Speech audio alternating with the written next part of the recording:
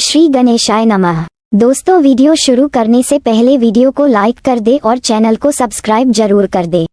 Story name is Ishqbaz Session 2 and this story is begin from chapter 248 and guys don't forget to share your reviews and put on your earphones before starting the video for better experience। तो चलिए शुरू करते हैं। इसलिए आशी और नताशा को तुरंत ही रेडी करके उन लोगों ने हॉल में बिठा दिया था फूलों से सजे खूबसूरत आसन पर। आशी और नताशा एक दूसरे के अगल बगल बैठी थी और अब उन्हें मेहंदी लगाई जा रही थी, क्योंकि मेहंदी लगाने में काफी वक्त लगने वाला था। आखिर दुल्हन की मेहंदी है। इस वक्त वह दोनों काफी खूबसूरत लग रही थी। आशी ने इस वक्त येलो कलर की साड़ी पहन रखे थे, क्योंकि उसे येलो कलर की साड़ी पहन रखी थी जिसमें वह हमेशा की तरह बहुत ही ज्यादा ब्यूटीफुल लग रही थी। लास्ट टाइम क्रिश के मना करने पर उसने येलो कलर की साड़ी पहनना बंद ही कर दिया था, लेकिन आज निकिता के ऑफर करने पर उसने ये साड़ी पहन ली थी। आशी ने उसे काफी अच्छे से पिनअप करके अपने कंधे पर सेट कर रखा था और रेड स्लीवलेस ब्लाउज के साथ यह साड़ी उसे पर बहुत ही खूबसूरत लग रही थी। कानों में बड़े बड़े झुमके, माथे पर मांग टीका, खुले कल बाल जिसे उसने बीच मांग कर रखा था, इसमें आशिक बहुत ही प्यारी लग रही थी। वह आसन पर बैठी हुई थी और उसके हाथों में मेहंदी लग रही थी। आशी की बगल में नताशा, उसने पर्पल कलर का लहंगा पहन रखा था जिसमें वह भी काफी खूबसूरत लग रही थी। बालों की खूबसूरत स्टाइलिश चोटी, कानों में झुमके और माथे पर मांग टीका। उसकी अगल बगल में बैठी दो लड़कियां उसके हाथों पर काफी खूबसूरती से मेहंदी लगा रही थी। दोनों ही लड़कियों के चेहरे पर एक बड़ी सी मुस्कान थी। दोनों ही लड़कियों के ठीक सामने गोरी, याना और भी कई सारी लड़कियां खुशी से नाच गा रही थी। नताशा ने मेहंदी और संगीत के लिए काफी अच्छी तैयारी करवाई थी। ऐना भी इसमें बढ़ चढ़कर भाग ले रही। इस सेरेमनी में कोई भी लड़का नहीं था, सिर्फ औरतें आपस में ही मस्ती कर रही थी, नाच गाना और मेहंदी करते हुए। काफी समय लग गया, खाने का टाइम भी हो चुका था। अपनी किताब अपने हाथों में खाने की एक था लेकर दोनों लड़कियों के बीच में बैठी और उन्हें बड़े प्यार से दोनों को अपने हाथों से खाना खिलाने लगी। तभी ऐना भी अपने हाथों में खाने की थाली लेकर आई और अब वह नताशा को अपने हाथों से खाना खिला रही थी, जिसे निकिता का पूरा ध्यान आशी की तरफ था। ये सब माहौल महसूस कर आशी की आंखों में नमी आने लगी थी। आज उसे अपनी माँ की बहुत याद आ रही थी, लेकिन निकिता पूरी कोशिश कर रही थी आशी को खुशी की याद ना आए। सही महीना में कहा जाए तो निकिता ने नताशा और आशी में कभी फर्क किया ही नहीं था। आशी की आंखों में आंसू देखकर निकिता को उसके आंसू का कारण समझ में आ गया था। अब वह उसके आंसू पोंछते हुए उसके सर को अपने कंधे पर टिकाते हुए बोली, रो मत आशी, मैं हूं ना, मैं भी तो तुम्हारी माँ हूं। तभी ऐना और मैं भी, मेरी हमेशा यही कोशिश रहेगी कि तुम लोगों को अपनी मॉम की याद ना आए।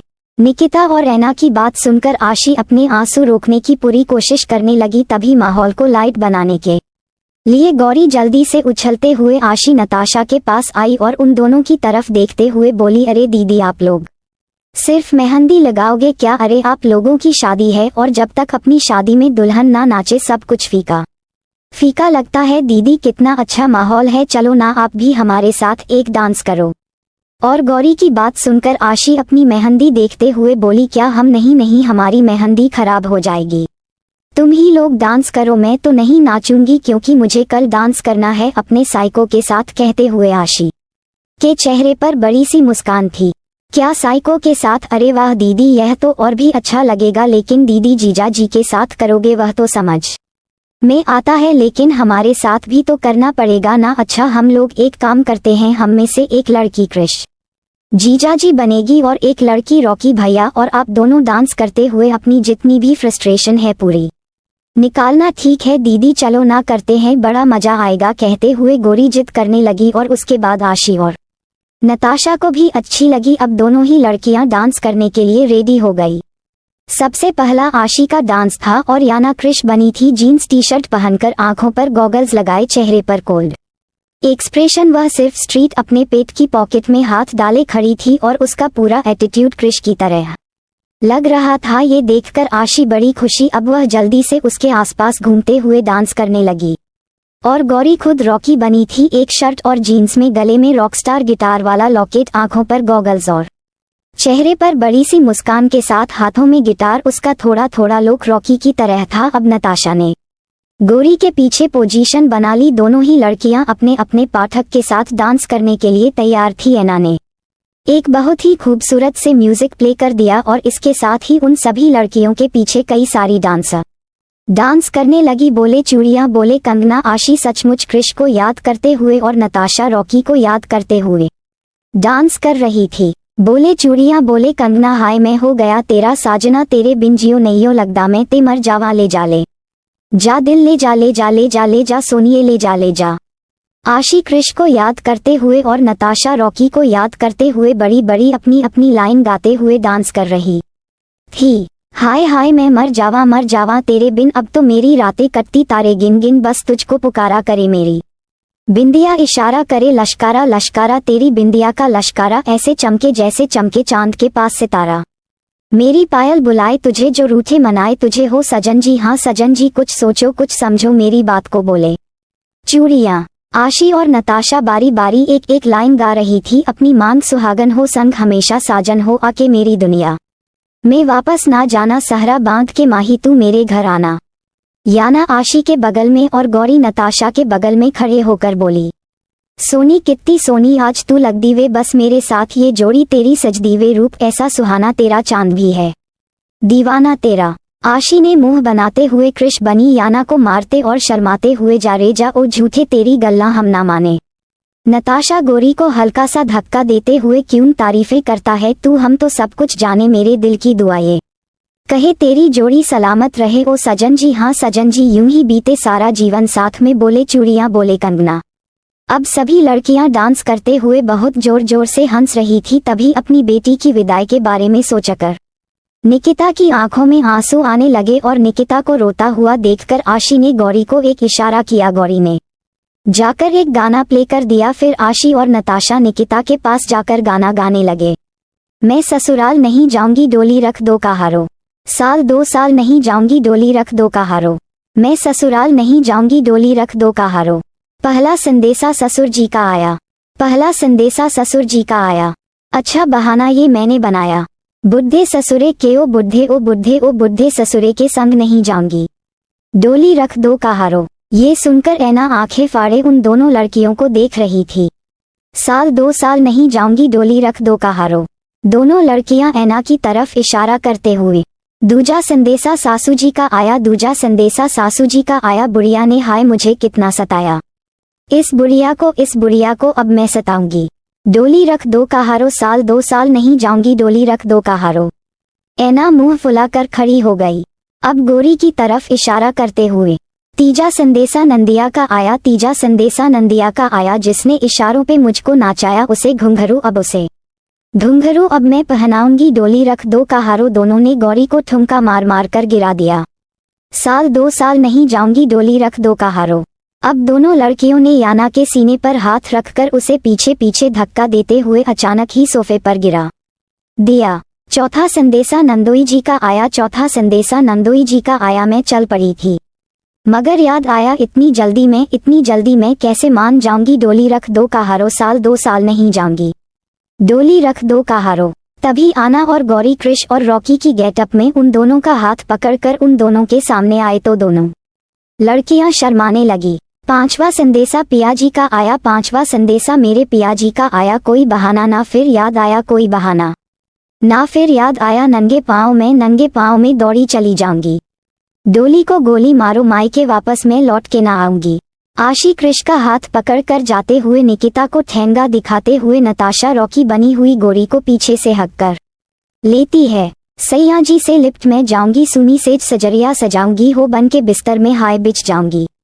अब दोनों लड़कियों की बेशर्मी भारी एक्ट को देखकर निकिता अपना रोना छोड़कर बगल में रखा हुआ एक डंडा उठाकर दोनों को मारने के लिए दौड़ी तो दोनों लड़कियां अपनी जान बचाकर इधर उधर भागने लगी। अब माहौल काफी लाइट हो चुका था। ऐना के चेहरे पर भी मुस्कान आ गई, गोरी और याना भी मुस्कुरा रही थी। दोनों लड़कियां खिलाकर हंसते हुए भाग रही थी और वहीं दूसरी तरफ डेविडसन विला में समर के दिमाग में अजीब अजीब खुराफातें चल रही थी और वह खुंदस से सभी लोगों को देख रहा था, क्योंकि हाल में बैठे सभी लोग इस तरह शांत बैठे थे जैसे घर में मातम पसरा हो। किसी के चेहरे पर मुस्कान नहीं थी, क्योंकि उन सभी के चेहरे की मुस्कान तो उनकी पार्टनर के साथ जा चुकी थी, लेकिन इस वक्त यहाँ क्रिश और राका मौजूद नहीं थे। रॉकी तो इस तरह बैठा था जैसे नताशा उसके साथ उसके चेहरे की मुस्कान ही ले गई हो। उसे देखकर ऐसा लग रहा था जैसे उसके ऊपर किसी ने पहाड़ तोड़ दिया हो। और अथर्व अपने मोबाइल में गेम खेल रहा था क्योंकि उसके पास फिलहाल करने के लिए कुछ भी नहीं था। तभी समर उन सबका चेहरा देखते देखते फ्रस्ट्रेटेड हो गया और अचानक ही चिल्लाते हुए अपनी जगह पर खड़ा हुआ। बस बस बहुत हो गया, कब से देख रहा हूँ आप लोगों को इस तरह बैठे हैं जैसे इंडिया वर्ल्ड कप का मैच हार गई हो, मैं मर गया और मुझे कब्रिस्तान ले जाया जा रहा हो। अरे यार, आप लोग समझते क्यों नहीं हो? घर में शादी का माहौल है और हमारे घर को देखकर कौन कहेगा कि इस घर में शादी है, वह भी दो शादी। एक वहाँ लड़कियाँ है जो अब तक मस्ती कर रही होगी, नाच रही होगी, गा रही होगी, और एक आप लोग हैं बोरिंग कहीं के। इससे अच्छा तो मैं लहंगा पहन के उन लड़कियों के साथ ही चला जाता, कम से कम वहाँ डांस करने को तो मिलता। यहाँ बैठे बैठे तो मैं बोर हो रहा हूँ। और समर की बात सुनकर नीक कोल्ड वॉइस में बोला, तो अभी भी कौन सी देर हुई है, अभी भी वक्त है लहंगा पहनकर निकल जाओ। आई एम श्योर कि आपकी हरकतें देखकर किसी को भी पता नहीं चलेगा कि आप लड़का है या लड़की। और निक की बात सुनकर समर ने मुंह बनाते हुए उसे वार्निंग देते हुए कहा, तू चुप कर, छोटा ड्रैगन देख रहा हूँ, तुम भी उसे खड़ूस उस बंदरिया के साइको के नक्शे कदम पर चल रहे हो। देखो, मैं तुमसे कह रहा हूँ, एक घर में एक साइको में बर्दाश्त कर सकता हूँ, लेकिन दो नहीं कर पाऊंगा। यार तू बच्चा है, तुझे बच्चों की तरह खेलना चाहिए, मस्ती करनी चाहिए, लेकिन तू तो छोटा पैकेट बड़े धमाके की तरह बजता रहता है। और समर की बात सुनकर निक मुंह खुला का खुला रह गया। वह समर को घूर कर देखने लग और तभी अथर्व, जो कि मोबाइल पर गेम खेल रहा था, यूं ही गेम खेलते हुए बोला, अरे समर, तू इतना नाराज क्यों हो रहा है यार? तू क्या चाहता है हम भी यहाँ मुजरा करें? वह लड़कियां हैं, आज उनकी मेहंदी और संगीत है तो वह तो डांस करेगी ना, तुम इतने फ्रस्ट्रेटेड क्यों हो रहे हो? और यह सुनकर समर अपनी कमर पर हाथ रखते हुए बोला, अरे मैं फ्रस्ट्रेटेड ना हूँ तो क्या करूँ, शादी का माहौल है। क्या क्या सोचा था मैंने कि खूब मस्ती करूँगा, मजे करूँगा, लेकिन तुम लोग तो इतनी बोरिंग हो यार।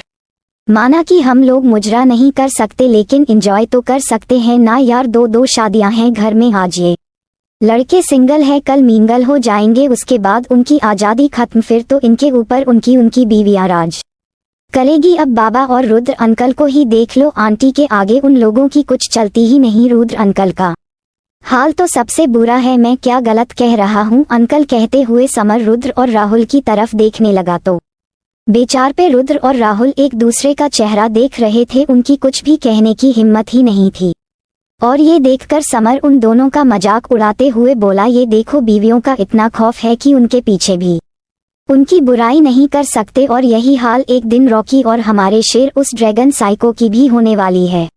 लेकिन यार, आज तो तुम लोगों के पास आज़ादी है, कम से कम इसे तो एंजॉय कर लो प्लीज यार, कुछ करो ना, थोड़ा मस्ती, थोड़ा मजा, भाई पता तो चले कि हम लोग भी एंजॉय कर सकते हैं। और समर की बात सुनकर रुद्र और राहुल एक दूसरे का चेहरा देख रहे थे। तभी रॉकी और अथर्व कंफ्यूज होते हुए बोले, मतलब तुम कहना क्या चाहते हो? साफ साफ कहो।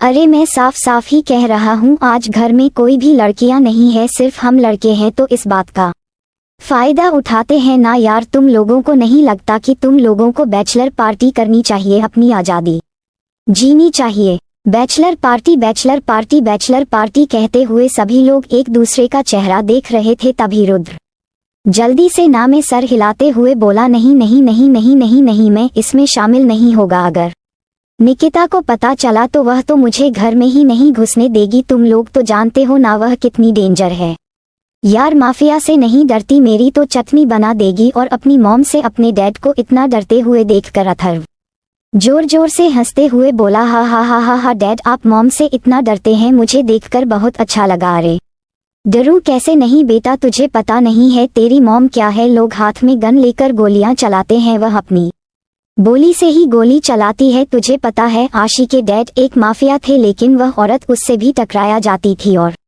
यहाँ क्रिश मैंने देखा है, राहुल और ऐना भी उसके सामने बोलने से घबराते हैं, लेकिन तेरी मॉम सबको एक ही थैली में रखती है ना बाबा, ना मुझे यह नहीं होगा कहते हुए रुद्र मना कर देता है। लेकिन समर कहाँ काम था, वह किसी न किसी तरह करके सभी को मना ही लेता है। अंकल प्लीज मान जाओ। ना किसी को पता नहीं चलेगा, बस छोटी मोटी पार्टी ही तो है, थोड़ा सा शराब और थोड़ा सा शबाब, अरे कम से कम मुझ पर ही दया कर लो यार, मेरी तो कोई पार्टनर भी नहीं है, थोड़ी सी मस्ती तो मेरा भी बनता है। और फाइनली समर के मनाने पर सभी लोग ना चाहते हुए भी मान गए। ठीक है, लेकिन याद रखना लड़कियों को कुछ भी पता नहीं चलना चाहिए, वरना हम लोग तो गए कम से। अरे नहीं पता चलेगा, मैं तो नहीं बताऊंगा, आप लोग भी मत बताना। अरे सुनो तुम सब आ जाओ, कहते हुए समर अचानक ही जोर से चिल्लाया। अब समर की आवाज को सुनकर सभी लोग हैरान रह गए। तभी हॉल के एंट्रेंस से कुछ लड़कियां बेली डांस कॉस्ट्यूम पहनकर अंदर आई, जिन्होंने अपने चेहरे पर मास्क लगा रखा था और काफी सेक्सी ड्रेस पहन रखा था। इन्हें देखकर तो सबकी आंखें हैरानी से फैल गई। अब सब समर की तरफ देखने लगे तो समर अपने चेहरे पर झूठी मुस्कान लाते हुए बोला, ही सॉरी, मैंने आप लोगों को बताया नहीं, लेकिन मैंने पहले ही इंतजाम कर लिया था, बस आप लोगों के हाँ कहने का इंतजार था, क्योंकि मेरा मानना है नेक काम में देरी नहीं होनी चाहिए।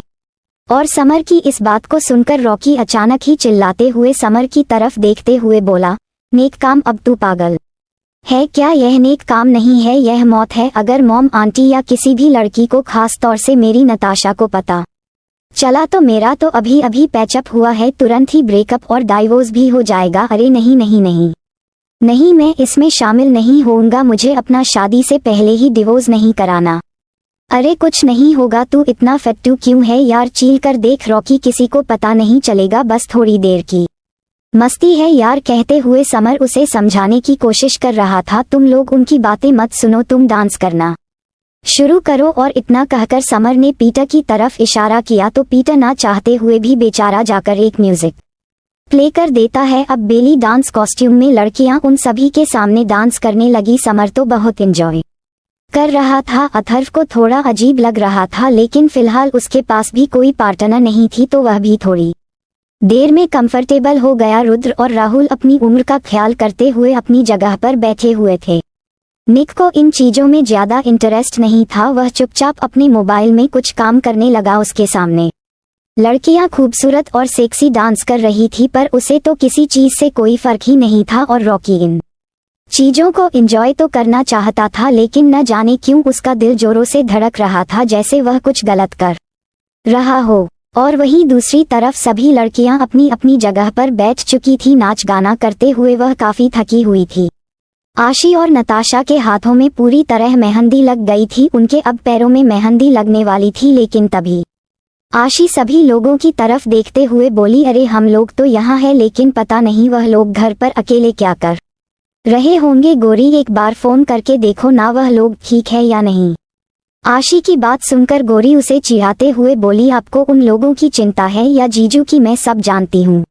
दीदी आप जीजू से 1 मिनट में दूर नहीं रहना चाहते ना? और यह सुनकर आशी शर्मा गई। तभी भी गौरी को समझाते हुए बोली, गोरी क्यों चिढ़ा रही हो बेचारी को, उसे शायद कृष की खैर खबर लेनी होगी, एक बार कॉल करके देखो वहाँ सब लोग ठीक तो है ना? अब निकिता की बात मानकर गौरी ने रॉकी को कॉल किया, पर उसने कॉल नहीं उठाया, क्योंकि तेज म्यूजिक में किसी को भी मोबाइल की रिंग सुने ही नहीं दे रही थी। समर ने सबका मोबाइल लेकर साइड टेबल पर जो रख दिया था, सभी लोगों को फोन करते हुए जब फोन नहीं लगा तो गौरी थोड़ी परेशान होते हुए बोली, आंटी पता नहीं क्यों लेकिन वहाँ कोई भी फोन नहीं उठा रहे, सब ठीक तो होगा ना?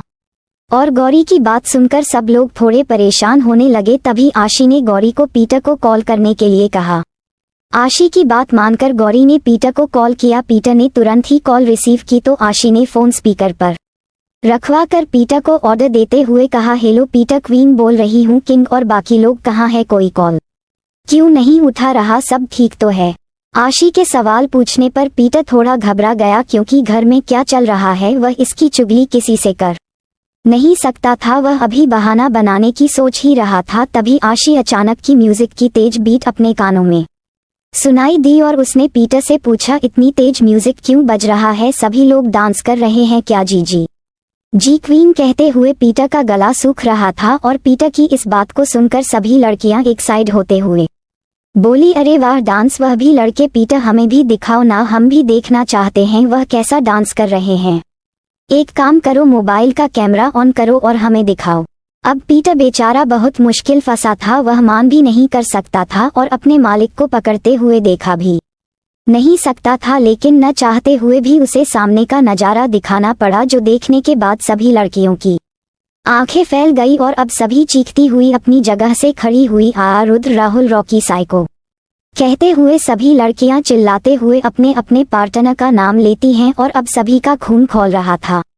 तुम लोगों ने ये बहुत बुरा किया, हमारे हटते ही बार डांसर को घर में बुला लिया और वह भी इतने गंदे गंदे ड्रेस पहनकर उनके साथ डांस कर रहे हो, तुम्हें तो हम छोड़ेंगे नहीं। आज़ादी का बहुत अच्छा फायदा उठा रहे हो, आज तुम लोगों की चटनी ना बना दी तो हम भी तुम लोगों की बीवियां नहीं। चलो गर्ल्स, इन लड़कों की आज सारी ठरक मिटाते हैं। कहते हुए सभी लड़कियां वहां से निकलने लगी और तभी मेहंदी आर्टिस्ट लड़कियों की तरफ देखते हुए बोली, अरे लेकिन आप लोगों की मेहंदी, अरे मेहंदी गई, तेल लेने पहले तो हम दूसरों का तेल निकाल कर आते हैं। कहते हुए निकिता गुस्से में किचन में रखा हुआ बेलन उठा लेती है और आना फ्राइंग पैन। आशिकी गुस्से में करछी उठाने वाली थी, तभी उसे अपने मेहंदी का ख्याल आया और अब वह होठ बिचकते हुए वहां से निकल गई, क्योंकि वह अपनी मेहंदी खराब नहीं कर सकती थी। आज नताशा को भी रॉकी पर बहुत गुस्सा आ रहा था और न जाने क्यों राका का सोचकर आज याना को भी बुरा लग रहा था, जबकि वीडियो में क्रिश और राका नजर नहीं आए थे।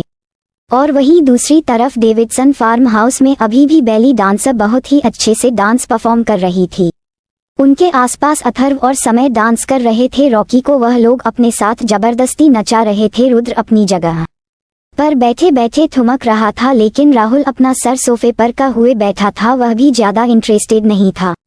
और तभी अचानक ही हाल में क्रिश और राका इंटर करते हैं। सामने का नजारा देखकर क्रिश और राका पूरी तरह हैरान थे और अचानक ही क्रिश की दहाड़ती हुई आवाज हाल में गूंज गई, क्या हो रहा है ये?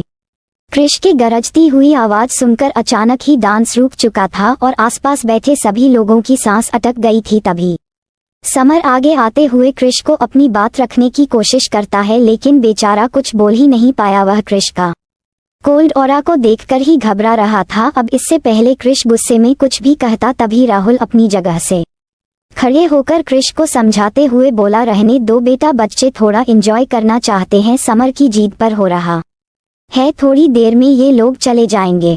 यह नज़ारा देखकर क्रिश को गुस्सा तो बहुत आ रहा था, लेकिन फिलहाल उसने राहुल की बात का इज्जत करते हुए कुछ भी नहीं कहा और चुपचाप वहां से अपने कमरे की तरफ चला गया। राका भी क्रिश के पीछे पीछे जाने को हुआ, तभी समर राका को भी अपने पीछे खींचते हुए बोला, अरे तू कहाँ जा रहा है यार, तू भी तो मेरे साथ मस्ती कर ले, तू भी तो सिंगल है, देखी यह मौका बार बार नहीं मिलेगा। और तभी मैक्स भी वहां आ चुका था किसी काम से। अब सभी लड़के हाल में इकट्ठे हो चुके थे। बेली डांसर डांस करते हुए सभी लड़कों को विस्की और रम पेश कर रही थी। कुछ देर की डांस के बाद रॉकी अपनी जगह पर जाकर बैठ गया। सभी अपने मस्ती में गुम थे, इस बात से अनजान की उनकी तरफ एक बहुत ही बड़ा खतरा बढ़ रहा है। पीटर भी पूरी तरह पसीने से लथपथ परेशानी में इधर उधर घूम रहा था। वह उन लोगों को सब बताना चाहता था, लेकिन आशी ने उसे खास वार्निंग देते हुए कहा था कि अगर उसने किसी को भी बताया तो आशी उसे भूखे शेर के आगे डलवा देगी। पीटर आशी की धमकी से डर गया था, क्योंकि वह क्वीन थी, अगर चाहे तो ऐसा कर सकती थी।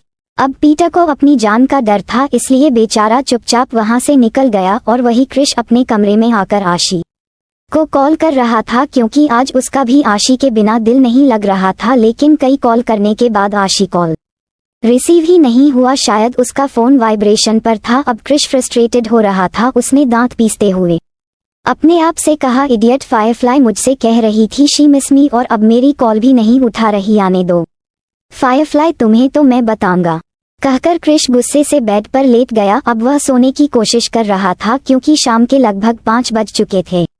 वह काफी थका हुआ था, क्योंकि कल की रात वह सो ही नहीं पाया। आशी को खुद से दूर जाने के ख्याल से ही उसकी नींद उड़ चुकी थी और आज आशी के बिना उसे नींद ही नहीं आ रही थी। क्रिश की यही प्रॉब्लम थी, उसे आशी के अलावा नींद ही नहीं आती थी। नीचे हॉल में लाउड म्यूजिक प्ले हो रहा था, लेकिन क्रिश का कमरा साउंड प्रूफ था, इसलिए उसे ज्यादा फर्क नहीं पड़ा। लेकिन कुछ देर बाद अचानक ही उसे एक कॉल आई कि उसने शादी से रिलेटेड कुछ सामान मंगवाए हैं, उसकी डिलीवरी आ चुकी है।